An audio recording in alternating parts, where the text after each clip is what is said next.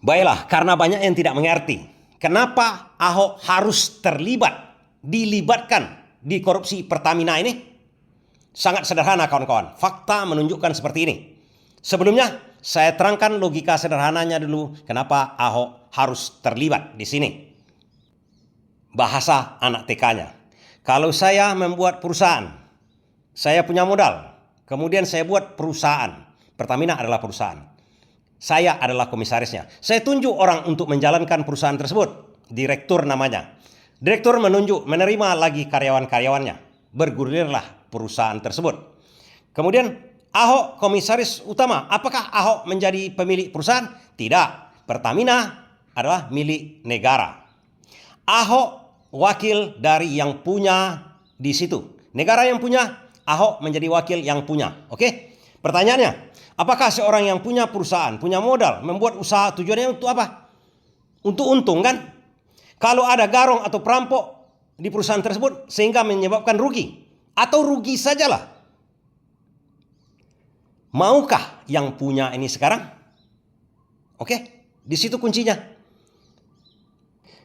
Kalau kita punya perusahaan, jelas garong kita tangkap, kita hantam, kita hajar, kita habisi. Kalau direkturnya main-main menyebabkan perusahaan rugi, keluarkan, pecat. Nah, di sini kuncinya lagi. Ahok katanya tidak berwenang memecat direktur, memecat karyawan, karena dia komisaris utama dipercayakan oleh negara dengan wewenang terbatas. Kita terima itu dulu, sementara waktu. Artinya kita sudah setuju. Ahok tak menginginkan Pertamina rugi. Tak menginginkan perampok-perampok, pencoleng-pencoleng tersebut berkeliaran di Pertamina.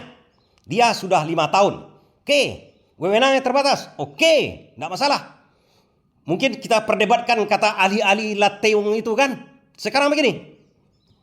Saya mengatakan, kalau Ahok, bayangkan kalau Ahok 2019 kasus di Pertamina itu kata kejaksaan kan dari tahun 2018 sampai 2023. 2018 itu auditnya kan tahun 2019.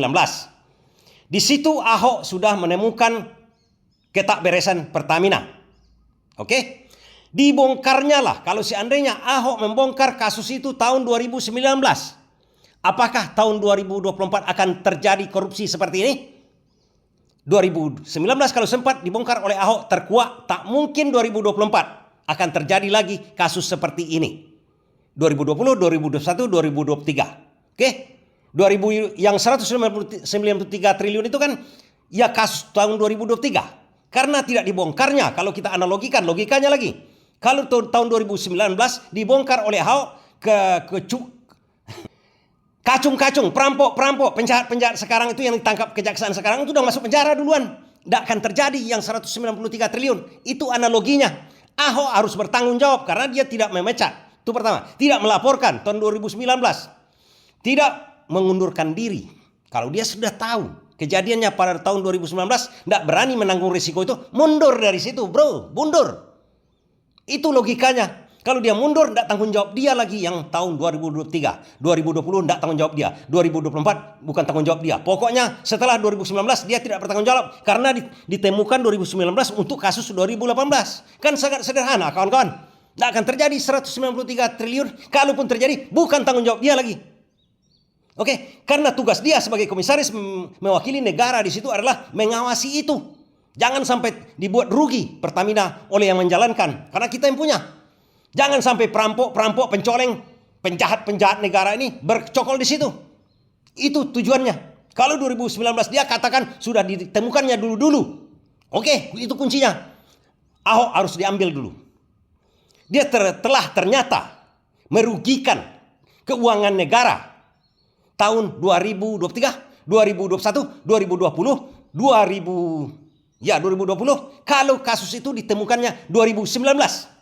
Apa salahnya menangkap Ahok sekarang? Sedangkan Tom Lembong aja tak ada kerugian negara, diambil, ditangkap oleh kejaksaan. Bagaimana Lateungnya sekarang? Makanya pengertian sederhananya harus begitu kawan-kawan. Oh, hukum begini. Logika hukum itu sama dengan keadilan. Logikanya kalau Ahok bongkar dulu, kejadian 2023, 2021, 2022 tak terjadi. Itu. Kalau Ahok mundur pada waktu itu, 2023 yang 193 triliun itu bukan tanggung jawab dia. Jangan keluar-keluar di belakang. Begitu dia berkor-kor, dia sudah merasa tanggung jawabnya itu. Sengaja dilarikan narasi. Jangan begitu kawan. Masuk nanti. Oke, kawan-kawan harus mengerti itu. Saya membuat pengertian saja kepada kita semua. Kalau Erick Thohir pertanyaannya kenapa? Ya harus bertanggung jawab juga. Nanti saya olah lagi. Harus begitu kawan-kawan. Logika hukum itu sama dengan namanya logika keadilan. Keadilan yang setara. Kemanusiaan yang adil dan beradab. Keadilan bagi seluruh orang Indonesia. Itu dia. Oke? Pancasila. Tidak ada dilarikan kemana-mana itu lateung itu semua. Kita pakai logika yang sederhana saja. Terima kasih.